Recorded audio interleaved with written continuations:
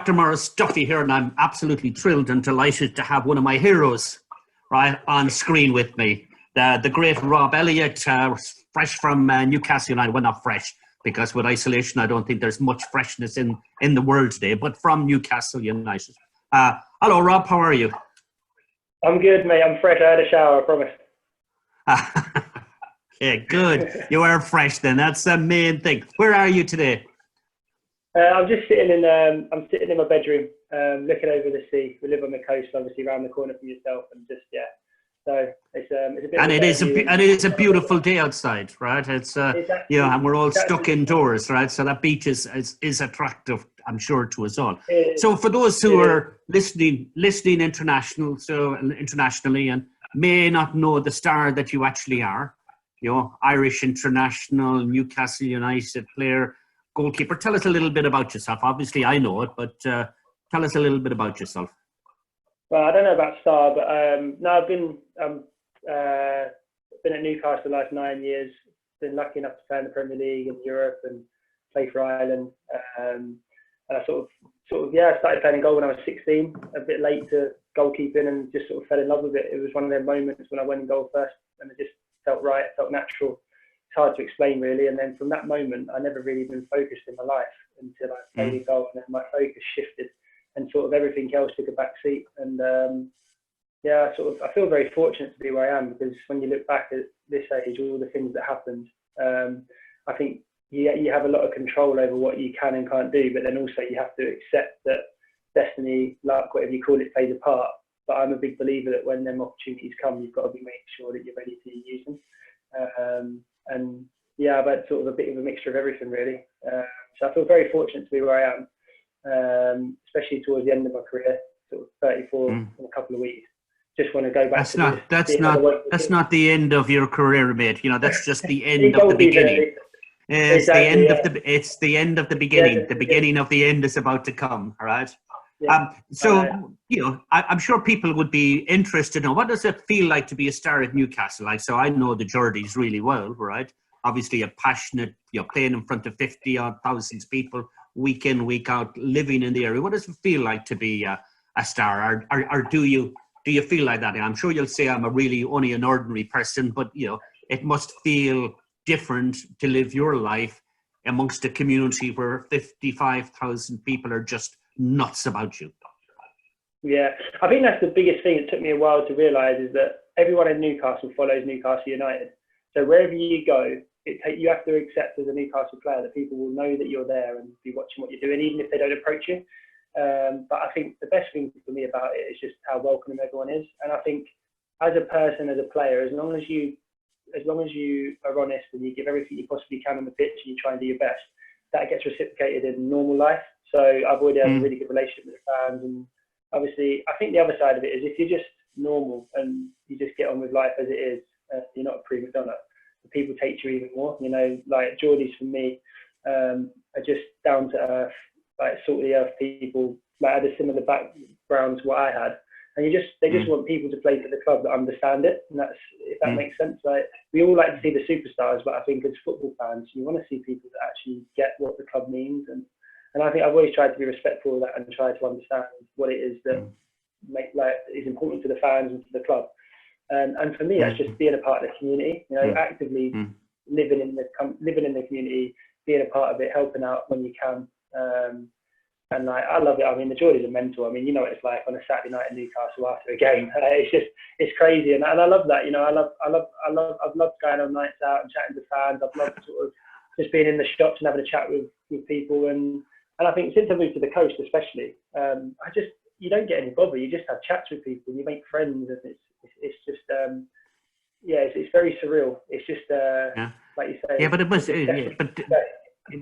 If you're going to have trouble with a Premiership player, like you'll take on a 5'2" one, you're not going to take a 6'6" goalkeeper on, right? So you need going to get any bother, right? If you're physically the size of you, come on, right? You tower over most people, right? Especially me. Right? I think that's what keeps me out of trouble. I think my size gets me out of trouble on occasion. But it's quite funny though, because as well, like that you get a bit of abuse on social media, as such as life.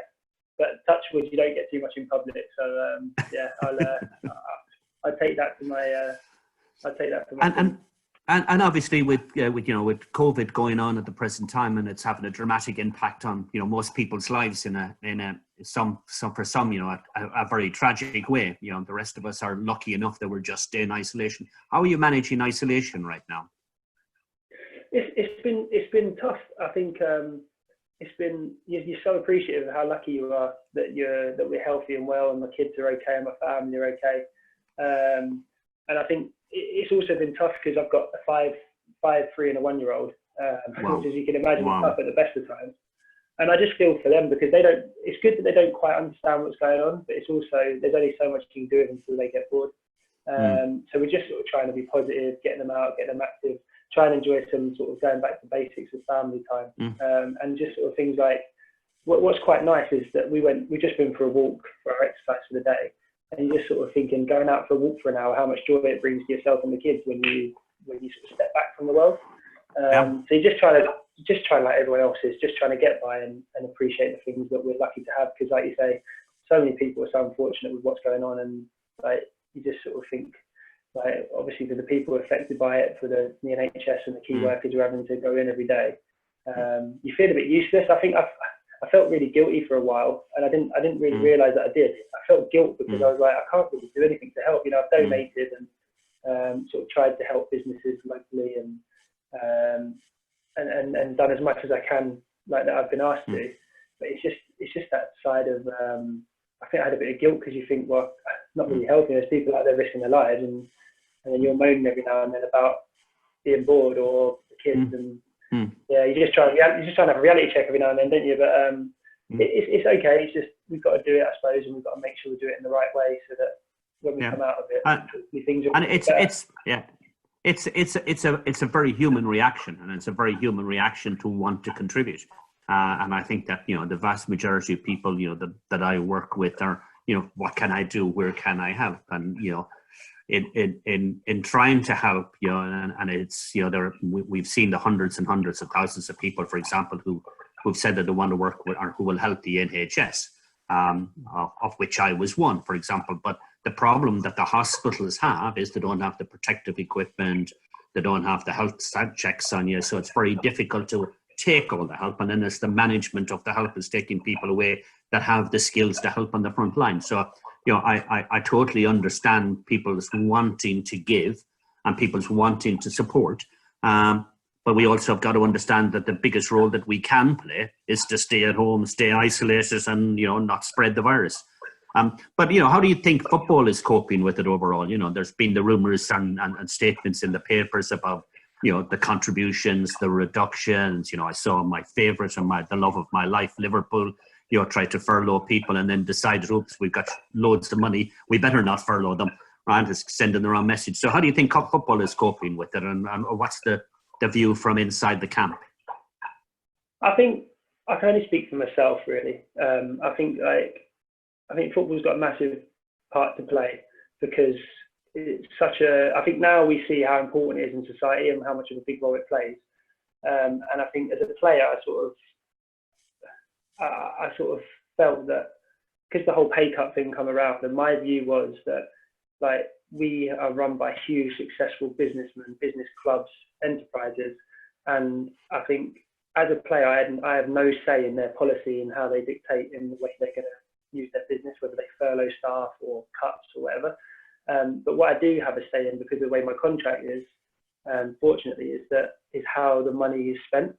So for me, is the thing I didn't want is any cuts, because then there was less money going to the government, which means there's less money going to the NHS. And I'm quite proud of the fact that I do pay a lot of tax. I'm very lucky and I'm fortunate I pay money, but I do pay a lot of tax, and I like the fact I like that it goes back in and helps people, and I like to think that contributes. But so in an ideal world for me, which is luckily happening, is I can still pay my full tax, and I can also donate like a big chunk of my money away. That's my money that then goes on top. And I get to put it into, for example, donate into the NHS, donate to a couple of the local museums and other services around. Just because I don't just want my money to be saved. I want my money to be contributed, and I want it to be contributed now. Now, I think football ultimately will hopefully learn a lot of lessons from this, and I think it'll work both ways. I think what's probably come out of it is maybe that the players do want to do good, and that they were not the stereotype that we're always made out to be. And also the fact that, and also I think what you see is the amount of money that footballers pay to the government.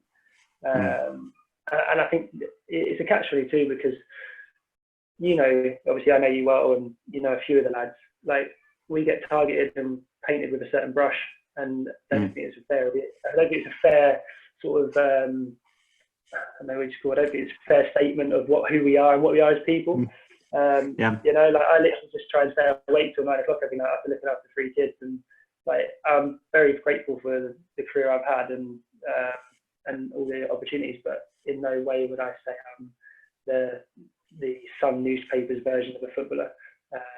But you just have to accept the good to the bad, and I think what myself and I know a lot of the lads want to do is sort of use this opportunity to show how much we care about the community and how grateful we are, and we want to make sure we're giving back as much as possible. And that's ultimately what I've tried to look at. And I can endorse that. I can endorse totally, you know, your charitable giving, and you know, you have helped some of the things that we wanted to do. So, you know, we thank you for that. And you know, of the stars that I work with, you know, there isn't one that I have met that fits the caricature that the Sun would paint. And I'm sure that there are lads, and you know, there are people who misbehave, all of the rest of it. I'm not condoning any of their actions, but what I'm saying is, you know, in my experience, the people that I meet and the people that I have, you know, the privilege and honor of working with are just normal people, you know, with 3 kids, and you know, people wouldn't know, but I see you for you know, coffee in the local Stevens, Mr. Woods, and we give him a plug. Mr. Woods on Tagwood Front. I love that. Yes, we'll give him a plug. But yeah, I see you there, and it's all normality, no different, no worse. But coming to things that, yeah, you know, people would have also got an interest in. What's the best match you've ever played in? I think, God, that's a good shout, really. I think the best match I've played in was probably the Europa League game where we beat Anzi in the quarterfinals. The Europa League, just simply because we scored a last-minute winner, and it was the first time we've been back in Europe for a long time. And it was just, I think Papis scored at the end to take us through to the next round to play for Benfica, and it was just for that split second, you know, for them 10 seconds after that goal went in, you just can't explain that euphoria, you know, that sort of like instant burst of passion. And I think that's why football is what it is, and it'll always be around, it'll always keep growing, is because for them few seconds, whatever club you support, whether it's the famous Aguero goal or it's like Papis scoring against Anzi, there's always moments that you walk away with, and they're bonding as well. They last forever, you know, they last forever, whether you're watching at home on the TV with your son or your family, or whether you're in the stadium or with your mates, or you're on the pitch. And ultimately that's what you remember. You remember them moments, them sort of sections of just pure joy, love, whatever it might be, disappointment sometimes, they stick with you. And I think that's why football is what it is. And that for me, it just gave me a glimpse into, one, what Newcastle could be or will be, hopefully in the future. But 2, sort of like, it just reminded me why I do what I do and why I love doing it. Because yes. So who's the most difficult centre forward you played against? I actually did a thing yesterday for the university in America that my friend works at, and they're obviously on all off, so I just had a chat with all of them. And I was sort of thinking about it, and I have to say it's Rooney, just simply because he's just on a different level to everyone else when he's playing. You know, he sees the game before everyone else sees it, and there's a lot of other players that sort of are world class that we're lucky to play against, and they all have their own attributes. But I think overall, for me, when you think about it, you sort of played against Man United's greatest ever goal scorer, England's greatest ever goal scorer, and you sort of look at it and think, and also he was just brilliant on the pitch. He was just always the best player of the night. His movement is just absolutely extraordinary. But he wasn't the most aggressive of players. And I know that he had a side to him, but you know, as a goalkeeper, you know, who was the player who just got in your face most, who just roughed you up most, who took pleasure out of the physicality of it? Don't say Alan Shearer. We'll get to him in a minute. But who would it be? I'm trying to think physically who's the ones. Probably Big Andy, actually. Andy Carroll we play with now. I think when he steps on wow, the pitch, his sheer size, and he makes me look small. His sheer size and presence. And I think the thing is, I've never known a player that if the team get a free kick in their half, you suddenly feel like you're really under pressure because he's in the box. And I've come out for a few collisions with him, and when he hits you, you stay hit. And I think physically, he is probably the toughest opponent as a goalkeeper, because the simplest ball into the box that should be a simple catch for you becomes a massive issue because he could jump just as high to head it, and he's a big, strong guy. So and it's a tragedy, his injuries. His injuries were just a tragedy, just an absolute tragedy for his career, right? I think that's the thing. I think he's such an honest player, and he throws his body into everything so much that obviously, unfortunately, his body's taken the toll of that. But I'm glad he's back where he is, because he's a great lad and he cares about the club. And I really do think that, he might have to manage his body, but if you can get him on the pitch even 50% of the time, that 50% is going to be massive. I think the comebacks we've had this year, he's always been on the pitch. And I think he's always been directly involved in the goals because, like you say, it becomes an issue for the team. So, I'm pleased he's playing for us now, to be honest with you, than against us. Yeah, okay. And who's the best footballer of all of them? Of all the ones that's been on the pitch at the same time as you, who would be the one that you would say, was outside of Rooney, but who was the one that, was just on a different level, that was just extraordinary? I think in terms of just pure talent and being extraordinary was Hatem Ben Arfa. I mean, I've never seen anyone with his ability, natural left foot, right foot, skill, movement, everything. I think Hatem, I suppose, ultimately, I don't know how much he really wanted to do the other stuff that comes with being a footballer, obviously the working, the being part of the team, but for sure individual brilliance. He was just on a different level. Obviously I've not played against Messi or Ronaldo, but he's the closest thing I can see to someone who could have been on that level.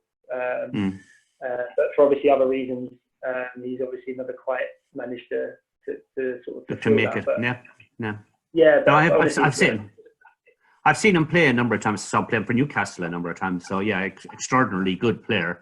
As a fan, you would say lazy, right? Was just wanted the ball, and when he had the ball, he was good. When the ball wasn't in play, or when it wasn't given to his feet, then he wasn't quite the player that you wanted him to be. And it's interesting that you should say whether he wanted it badly or not, right? That's an interesting.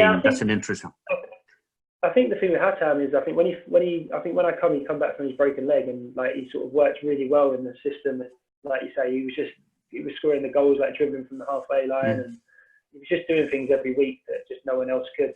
And I think because the team needed him so much, it was huge for us. But like you say, I think ultimately for Hatem, obviously I was a teammate with him for a couple of years, but ultimately for Hatem, I suppose you'd have to sort of, I suppose you look over his career, and he's always gone up and down. He's gone to big clubs, he's left, he's gone up and down. And I think it'd be interesting to sort of get his thoughts on it one day, because he obviously had the ability and the talent to do whatever he wanted. He literally did, but obviously chose to do different things, and things didn't always work out. And it's a pity, because if you just had to base it on sheer ability and sheer talent, he just was miles ahead of anyone I've ever seen. I have to ask you about the Irish connection, right? What it was like to play for Ireland, and who would probably be the best Irish player that you played with? Yeah, I mean, obviously, as you can tell from my thick Irish accent, my dad's side of the family are from Cork. So I always wanted to play for Ireland growing up. That was a given. Pardon the pun. But I think looking at it again, just looking back now, I'm very grateful. I played with Shay Given, who was probably one of my idols growing up, and then Robbie Keane as well. Got to play with him towards the end, and just like John O'Shea, just these people who have just sort of done things in football that now they're gone, and you think, oh wow, they're just on a different level. I mean, Robbie Keane's goal scoring record internationally is just phenomenal. Shay Given's one of the greatest goalkeepers in Premier League era. He's one of the greatest goalkeepers in Irish history, if not the greatest. And I think for me, my own national career didn't really get started. It ended before it started, in the fact that I probably going to go to the Euros and obviously snap my knee playing against Slovakia. But just to have the opportunity to be around the squad for a few years, and I think the biggest thing I can say is the mentality of the lads was just on a different level. It's probably the best group I've played with in terms of honesty, work rate, and mentality. And it just sums up the Irish spirit. It literally is like, it's not a coincidence and it's not a fluke. It's just how you are. It's just a mentality you have to have, and something when you go on the pitch, you give everything. And I think the lads have sort of overachieved at times, and they've always done the country proud. And obviously, going forward, it's going to be a new chapter. I think they're looking to bring Irish football sort of up with the times in terms of the way we play. But I think one thing we can't lose is that mentality, desire, and spirit. But it's also the sheer fun. It's the sheer joy of playing. It's I would always say that we do, and this is just a personal view and a biased view. We tend to do things more with a smile, with an attitude, rather than taking life too seriously. Taking it seriously enough, but not taking it too seriously. Yeah, definitely. So coming back, we've got the underdogs as well, haven't we? So I think the underdog spirit has always suited us. And like you say, and I think it's always brilliant to go. I actually went to the Euros as a fan, sort of in with the crowd, and you kept hearing all these reports of all this trouble and that, and I never saw 1 ounce, and literally everyone gravitated towards the Irish fans, and it was just a brilliant atmosphere. And I think that's a massive quality to have, to be able to bring people together in such a good way. Is just, again, it's another attribute that's just sort of lined with Irish culture and people. So what do you do outside of football, Rob? What's your interest outside of football? I've sort of, the last few years have been strange because I haven't played at Newcastle for one reason or the other. So sort of the outside of football has sort of become a bit more, I've done a bit more, so I really enjoy coaching. We're doing the coaching badges. We obviously got the academy up here we set up. Well, people don't know about the academy, so you set up. Just give us a kind of a quick overview of the academy.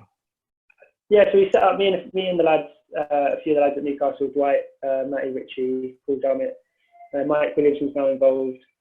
We set up Newcastle Elite Academy, which is basically, we're all from different areas, obviously other than Paul. And in London, you've got 30, 40 professional teams. So if you get released from, say, Arsenal, because Newcastle is probably equivalent to Arsenal, the top team in the area, you've got about 20 clubs to fall down to get opportunities to. Now, the idea of Newcastle Elite, which we're working towards, is that if you get released from Newcastle or Sunderland, or if you Carlisle or local clubs, there's not really many other clubs you can go to maintain a professional level at 16. So what we want to do is bring Newcastle Elite forward to give local lads an opportunity to carry on their footballing experience whilst getting a good education, and just sort of give kids the opportunity that maybe some of us didn't have, or other kids didn't have a few years ago.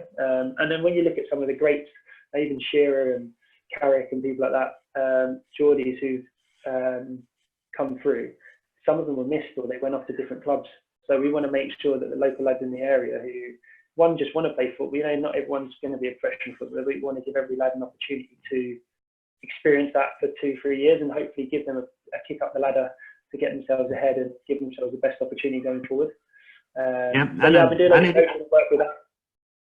And it is extraordinary what you've been doing there, and not just the physicality or the mentality of it, but also the educational aspect, be it outside of football, and that's extraordinary. But I also know that you have other interests that you're involved in. So what are those that kind of that keep you occupied and interested? Because I know you want to get into podcasting, right? So I know that's. Yeah, I mean, I've got the One Glove Goalkeeping Company, which is the brand which is a brand I part own with Miles Leighton, who started it with his brother, and sort of they sponsored us 8-9 years ago, wherever it was now, and I just loved it, and we got on so well that I sort of brought it into the company. So we're going to look to start a podcast just about goalkeeping, not so much about the One Glove, it's not like a sales technique, but it's just about sort of bringing our sort of goalkeeping community together, especially the One Glove one, obviously have more of an interest, and just getting different people to talk about it, because I think the one thing the goalkeeping does, and there's obviously every goalkeeper will say this, but